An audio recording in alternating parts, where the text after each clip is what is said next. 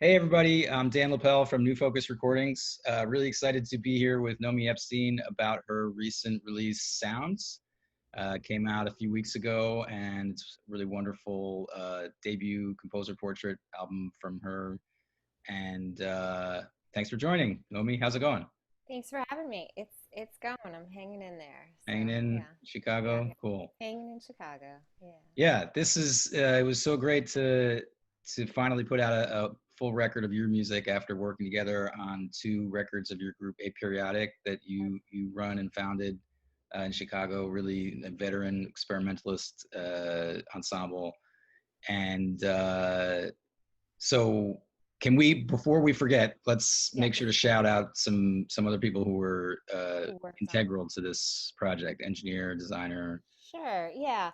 So I worked with actually the graphic designer I worked with for both of my aperiodic CDs. I love her. Her name is Julie Sherry, and she's actually the sister-in-law of one of the aperiodic members. So thank you to Julie and her wonderful work. The liner notes were done by my good friend Jenny Gottschalk in Boston. And let's see, editing, mixing, mastering was done here in Chicago by Alex Inglitzian at ESS, Experimental Sound Studio. And then I Right. recorded with two different studios, and then one piece is a live performance. And so I recorded in Brussels, at Sunnyside, in Chicago at the Shape Shop, and then Claudia Cassidy Theater here in Chicago was the live performance. Cool. Yeah, So pulled together from various different sessions. yeah, That's great. And the album has a sort of dichotomy between solo piano music and ensemble stuff, and right. features Rain. I'm gonna mess this up. Rainier Rainier, yeah, Van and Hout. Hout. Hout. Yeah. We just practiced that. I'm um, sure we both got it wrong anyways. right. What's your collaboration history with him? How far back does that go? So this actually, I think not the idea, but kind of the confidence to put this album together came from, I think it was maybe 3 years ago. A friend of mine, Michael Pizarro, runs, or he started. Other people curate it now as well as him, but Dog Star Orchestra, which is a festival in the spring. It's usually in late May. It's like 3 weeks long of experimental music and sound art in the LA area, and he had in Rainier for one of the concerts and for a solo piano concert, and he asked for some solo piano pieces. So I sent him a couple works of mine, and one of them, which is Layers for Piano, which is the last track on this CD, I had written and never had performed. I was supposed to have it performed several times, and it was just kind of always running into some obstacle, and so it was never performed. So even though I had written it, I'd finished it in 2015, it still hadn't been performed, and Rainier looked through some of my works and he chose that. So he performed it, and I heard the recording. I wasn't able to go to the performance, and I loved what he did with it. I mean, he's an amazing pianist. Yeah. And he, specializes in experimental music and works a lot with Vondelweiser composers. So I, of course, heard his playing before, but I loved what he did with Layers. So I just wrote to him and I said, "Any chance you'd want to record this, and or a couple other piano works of mine?" And he said Yeah. yes. And I was going to Brussels. I had an artist residency at QO2 in Brussels last summer for 3 weeks, and he's not in Amsterdam now. I'm forgetting where he is, but he's in the Netherlands. So after searching for a recording studio in Amsterdam, we decided to do one in Brussels, and we met there, and we recorded these piano works there. Fantastic. So Yeah. yeah, that was the first time I had met him, and although lots Yeah. of email correspondence happened. Yeah. Well, he plays your music beautifully. I mean, he Yeah, sort of has a sort of innate sense of, from what my perspective, like what you're yeah, going oh yeah. He did a great job, and it was a real Yeah. challenge. I mean, I think it's a real challenge to record this music because the piano uh, naturally makes a lot of sound, and Yeah. sometimes it's real overbearing. It's louder than the actual. It's louder and more busy than the actual music that I write. Yeah. So Right. we had a heck of a time editing this, and in the end, I think you can. I think it blends in after a while. You get used to the piano sound, but he kind of was trying to combat that. Right. There were Actually, more. that was a question I wanted to ask you, Yeah. and maybe to introduce that, you should talk about the unique notational strategy in layers. In layers, yeah. Notation in has always been a big point of interest for me in my work, and I always think that the music dictates the notation type. So I also kind of specialize and have been focused on text scores for, I don't know, 10 plus years. But this piece, I was working with, I also do like spatial notation, time duration notation, I don't do a lot of graphic, but some graphic notation. So here in Layers for Piano, I was working with these three different textures and also three different notation types. I should say actually that this piece initially was called For Ictus, and Huh? it was written for the ensemble Ictus, which is now Hypercube.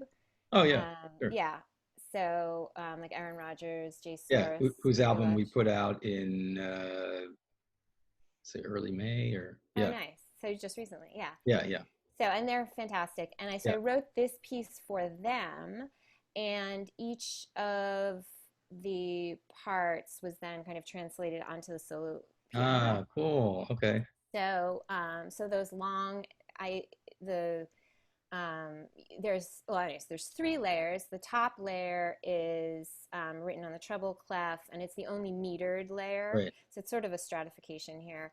And it's kind of like a quasi melody with lots of rests in between, so you don't actually connect one note for the next to the next. Mm-hmm. The second layer is spatially notated, also on a treble clef, and I consider the second layer to be kind of shadow pitches, shadows of the first layer notes. So the first layer notes are going to be a little bit louder.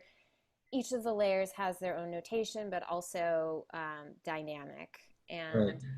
And the third layer is chord clusters, and they're just notated also spatially with kind of shaded in rectangles or boxes over the staff lines. And those are quite quiet. They should be quite quiet. So this comes from this piece for Ictus, which had four. It's a mixed quartet. Yeah. So the only thing we're missing is the percussion. And actually, the percussion part in For Ictus had I had Chris on Graham. a slide. Chris Yeah. Graham, yeah, on a slide whistle. And his job, he didn't have a score, but his job was just to hear what the sax was playing and try and follow along. Oh, cool. But the idea was that he'd always mess up and miss the note, and it would Right, just be right. some interval that I wouldn't have planned for. So it's minus that part, the Yeah. piano version. So those are the three layers of notation and kind of texture. I call them texture for Layers for Cool. Piano. Well, I wanted to ask you another question about this, but maybe let's listen first, Okay. and we'll Sounds follow good. up after. Great.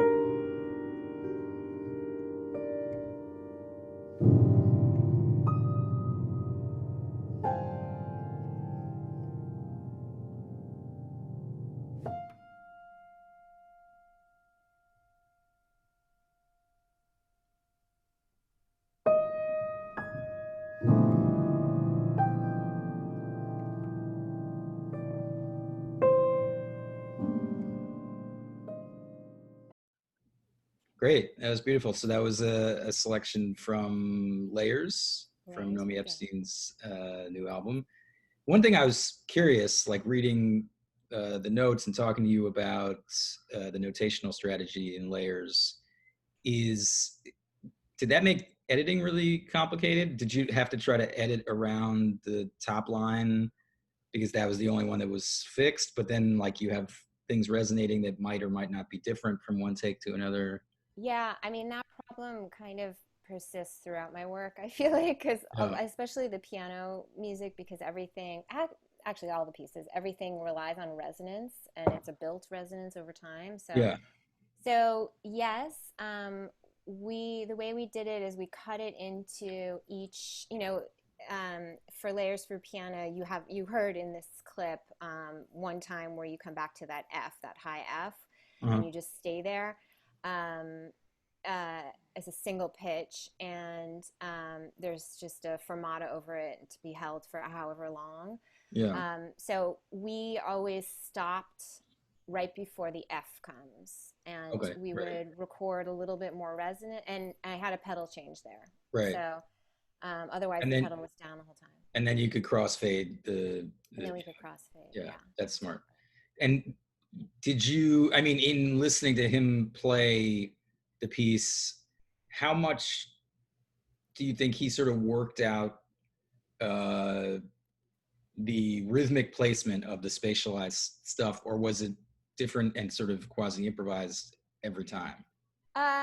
No, actually, I wasn't sure about that myself, and then when I listened back to do editing, did I really hear that it was almost identical each Yeah. time? And in the recording session, I sometimes I had him adjust things, play this cluster a little bit closer to that shadow pitch, and Yeah. but he kind of had it mapped out. Yeah, I sort of figured that that might be the case just from a performer perspective with if it was more sparse. I mean, it's not that it's super dense music, but if it was Yeah, more sparse, then maybe there would be more opportunity to sort of move around. But since things happen at like a fairly unfolding pace, yeah, it just seemed like wow, it would be really hard to not to avoid the temptation, just be like, all right, I'm gonna basically put this a beat and a half after the melodic note or something, right, right. you know. But yeah, that's very interesting.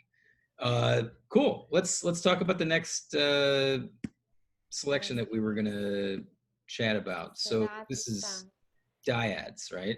yeah. So it's and Dyads comes from a piece called Solo for Piano, which is a two-part piece I wrote for pianist David Callhouse, who lives Mm-hmm. in New York, and um, when he played this on my doctoral recital actually, and when he played it, he the piano had not been locked in place, and so the piano was constantly moving as he Oh, played, and it was a funny sight because it's just incredibly slow. right. Especially when he was doing the waves, it was really That's difficult. pretty awesome. Yeah. So right. So you can play either of the parts separately. On this track, on this CD, for the first time, I have been conceiving of Dyads as it's really its own piece because of the way I don't play a lot solo piano in public, but I have been asked to over the last 2, 3, 4 years a number of times, and so I tend to play this Dyads. And on its own, initially, the way it was written, it was only about I think 3 or 4 minutes long. And then over time, as I've been playing it, um, I've wanted to expand on it. So initially, all I did was it's just dyads, and they're played at a kind of steady, very very slow pulse. Mm-hmm. There's a couple triads in there, 3 note chords, but it's about 15 different chords, and I just reorder them over and over again. And so all I did was play the piece forwards and then backwards, and then forwards and then backwards, and I would do that about 3 times. And that elongated the piece, and nobody knew what I was doing. And I just stared at one sheet of paper for 20 minutes. But um, and then I added two sets of chords that you intersperse with what's written only on the third or fourth time through. Uh-huh. So we're not going to hear any of that because this excerpt is from the beginning of the piece. So it's just those initial 15 different chords or Okay. dyads. And I think, yeah, I think that's Great. all I wanted to Let's say. take a listen.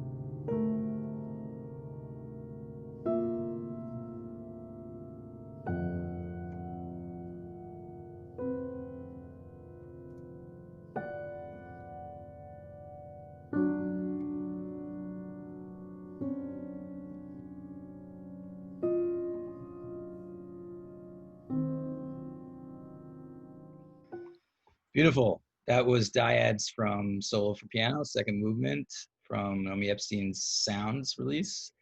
Uh, when I listen to your music, sometimes I feel like different pieces have certain musical parameters that are limited or constricted in a certain way, and that provides a sort of frame for the composition. I was wondering if that Yeah. resonates at all, and Yeah. I mean, if it does or yeah. doesn't, can you talk about it?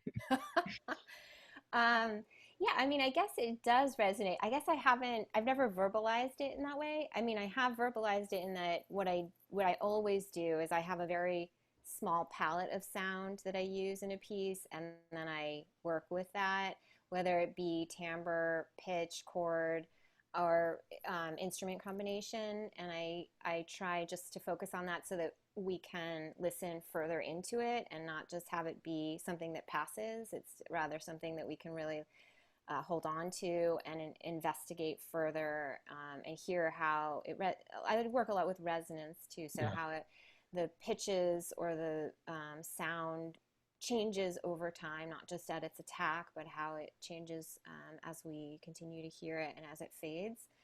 Um, so I guess in that way, I do limit myself.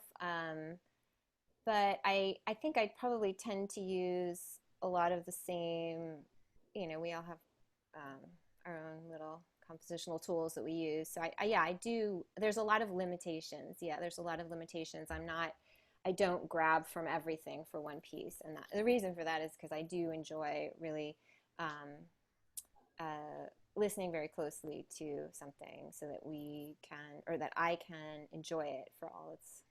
Yeah, I mean, I guess this is sort of in context of a lot of other music that I hear or ends up coming across my radar, which is more, for lack of a better word, I guess, maximalist in terms of Right. like where the material is being drawn from. And Yeah. to me, one of the really powerful things about your music is that the economy of material sort of draws you in, Yeah.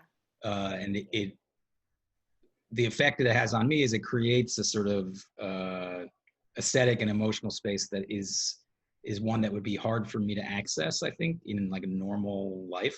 Mm-hmm. And that Yeah. sort of makes it very compelling. So Well, thank you. Yeah. yeah, I mean, I think that's the ideal listening recipient right. perception of it. Yeah, So, I mean, yeah. to what this is actually a question that I've sort of been thinking about in my mind, in terms of the word like experimental music or experimentalist aesthetic or whatever. What does that mean to you? Like what exactly? I mean, I feel like I Right. have a sort of intuitive sense of that, If I'm listening to Eric Carlson play an hour-long piece that consists of 12 notes, I Yeah. sort of know that it's an experimental piece. Yeah. um, Yeah. but That's, yeah, go ahead. yeah, I mean, I think that's an incredibly hard question. And the person that did the liner notes, Jenny, of course, wrote the book, Experimental Music Since 1970. And we always joke, we have this kind of summer uh, kind of conferencey kind of thing that we do on experimental music. And we always joke that like nobody can really define what experimental music is. Um, I mean, to the best of my abilities, and maybe um, from my perspective, it really has to do with there not being like a prescription for form. I think a lot of form for notation, for really any of the kind of general rules that we have for what music is or what how sound should be organized. Yeah, And, I work a lot with indeterminacy, and I think um, although indeterminacy or improvisation is used a lot, obviously in jazz and in some other types of music. It definitely allows for I don't know the word experimentation or for different things to happen and for something not to be fixed. So yeah, um, so I think for me that's also a big part of it is yeah. the use of indeterminacy. I guess, I mean, what's interesting to me also is the sense that I mean, the way our industry is organized, things that might start off as a sort of philosophically grounded aesthetic grow Mm-hmm. into a brand or grow Mm. into a sort of genre box, right? And so experimentalist, as opposed to like experimentation, which I think connotes something different, and maybe even Mm-hmm. experimental, but Mm-hmm. experimentalist as a word to me Mm-hmm. really means things that have come out of a sort of Cajun Mm-hmm. uh, grounding, maybe tech scores like you sort Mm-hmm. of alluded to, Pauline Oliveros, Mm-hmm. Vondelweiser stuff, and it tends to be stuff that's like pretty spare, I think, Mm-hmm.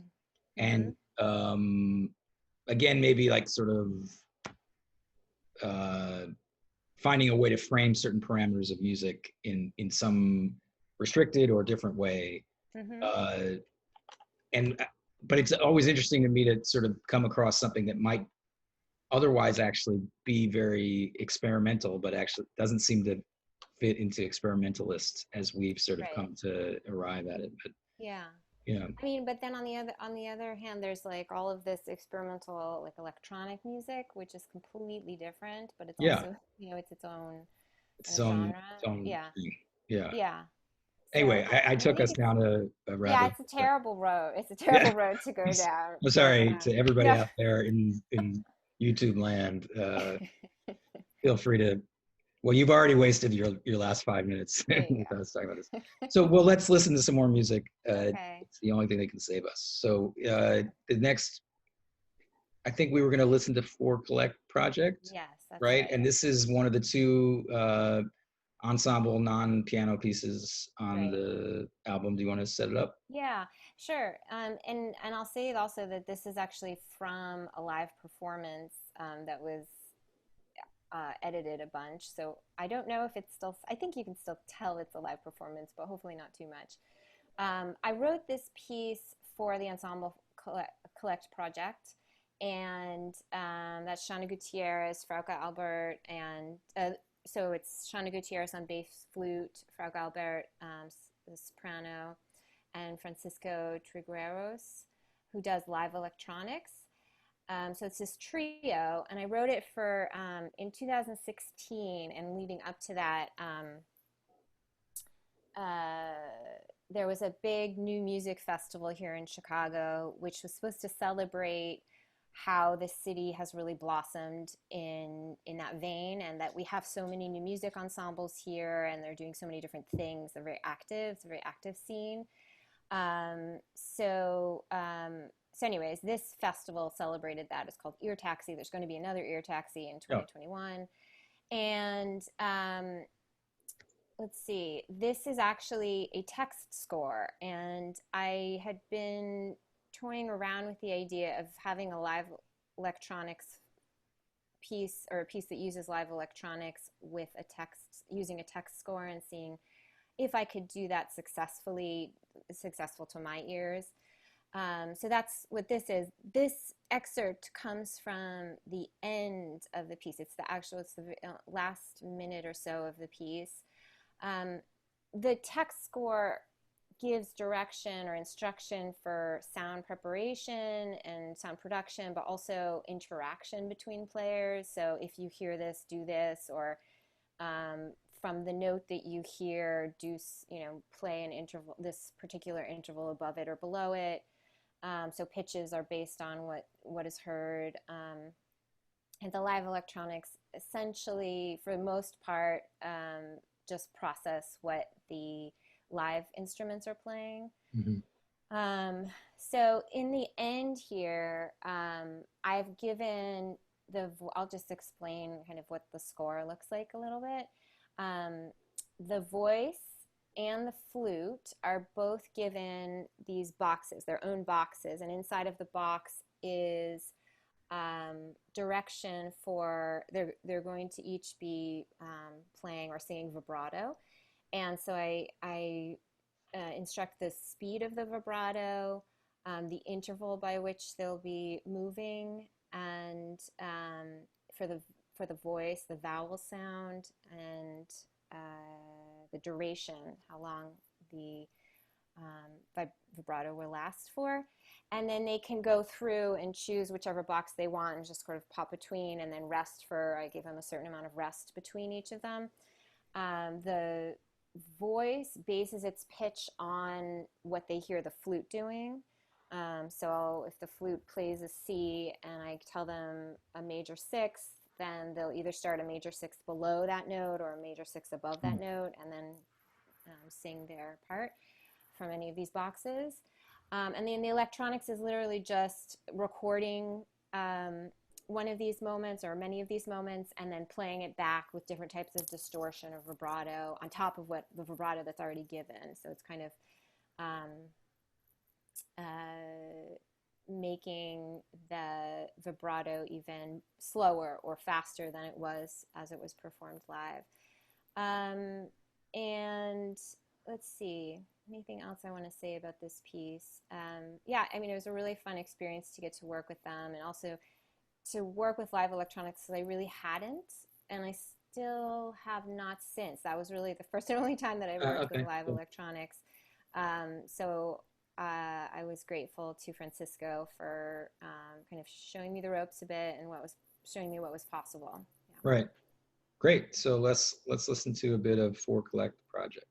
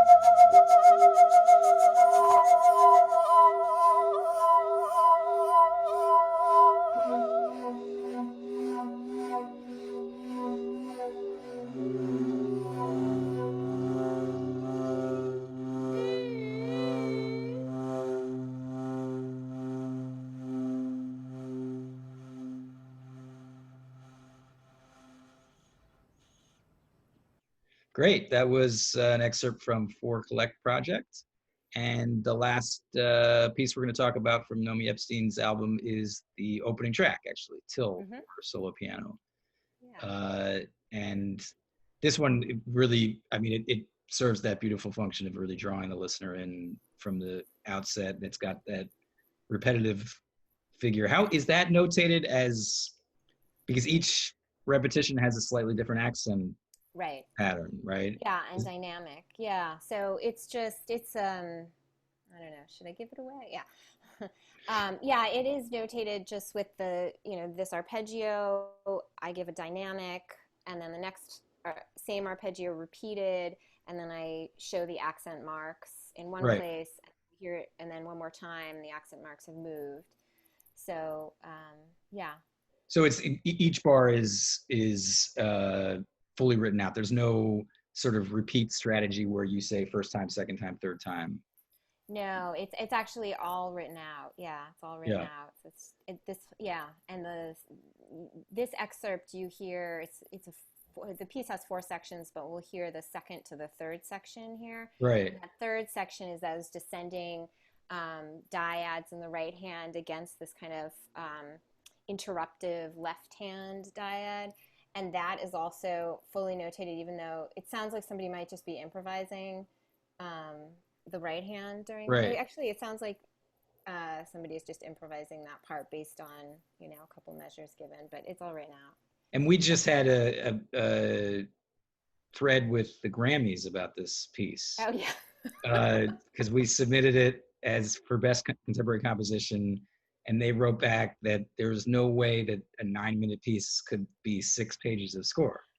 I think that automatically means it's out, like it's not in the No, running. it's quite the contrary. I think that should automatically mean that it should win. I see. It's Okay, well, challenging expectations of the Recording Academy, and what yeah. what else does the Recording Academy need? And expectations challenge. There you go. But it's written at a very slow tempo. Quarter equals Yeah, the 30. quarter's 30, exactly. Yeah, Quarter's 30, so it's pretty slow. pretty slow. Cool. Okay, Yeah. let's take a listen to this. I'll just say one oh, more sure, thing about it. That's okay. Yeah. It was written for Sick Puppy, Steve Drury's piano festival, which is now just a contemporary music festival at NEC. And the person that ended up who was at this Sick Puppy or SICPP was Keith Kirchhoff, and so he premiered it, and he's this amazing pianist. That was my first time. Yeah, first time working with him.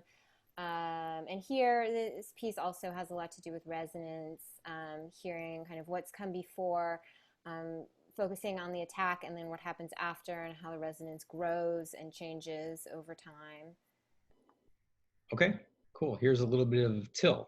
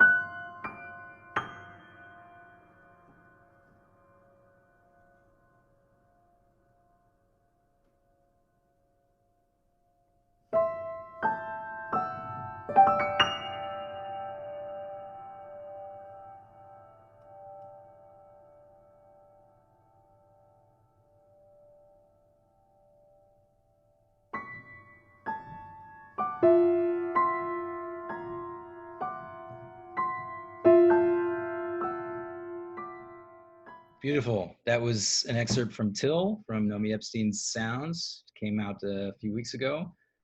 Thanks so much for joining today. It was really fun to talk about this stuff. It's an amazing album. Really gorgeous. Thank you. Thanks for having me, and thanks for putting it out on your label. I, of course, love New Focus and enjoy working with you and Neil. And so, yeah, pleasure. I was really excited to work with you on this one, too. Great, great.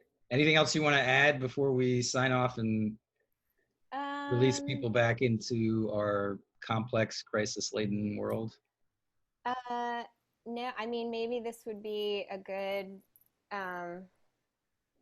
a good relief from our current stresses. I don't know. Yeah. To listen to this. Well, Nice. I've found it that way for sure. So Yeah.